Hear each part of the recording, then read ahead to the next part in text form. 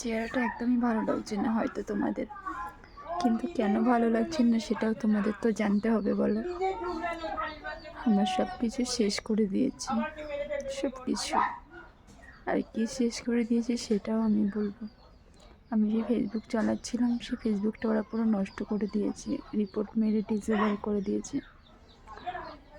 আর আমি সারা রাত কেঁদেছি, সারা রাত ঘুমাতে পারিনি, যেটার জন্য আমার চিকিৎসার খরচ সব কিছু চলতো। আমার জীবনটা এভাবে কখনো এত কষ্ট পেতে হবে জীবনে আমি কখনো ভাবিনি। জীবনে কষ্ট পেতে পেতে পেতে পেতে আমি শেষ হয়ে গেছি, আর আমি সহ্য করতে পারছি না। হয়তো এবার আমি আর থাকবো না। আমার এতটা কষ্ট হচ্ছে, আমি সহ্য করতে পারছি না, আর পারছি না। আমার পিছনে এমনভাবে লেগেছে, ছাড়ছে না, জানো তো।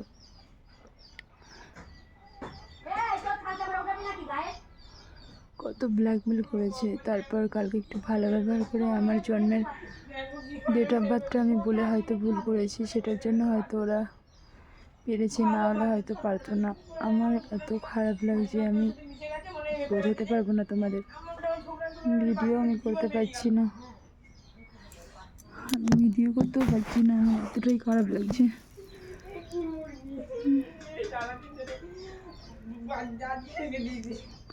আমার কিছু হলে আমার কেউ নেই দেখার মতো, কিন্তু তারা এত বড় সর্বনাশ করবে আমি কখনো ভাবতে পারিনি।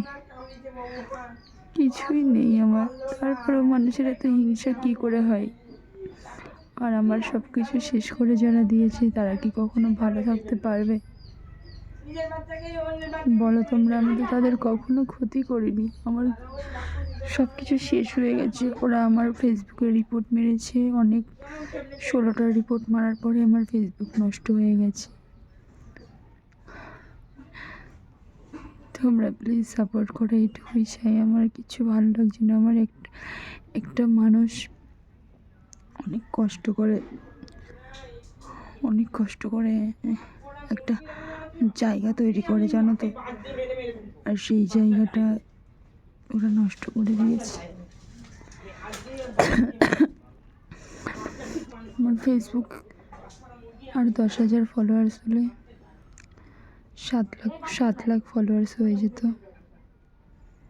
কিন্তু জানো তো ওরা আর হতে দিল না। ভগবান, জানি না এরকম পাপী মানুষের কখনো ভালো হবে কি না, কিন্তু আমি বারবার একটা কথাই বলবো, কেউ কারোর ক্ষতি করে কখনো সুখী থাকতে পারে না।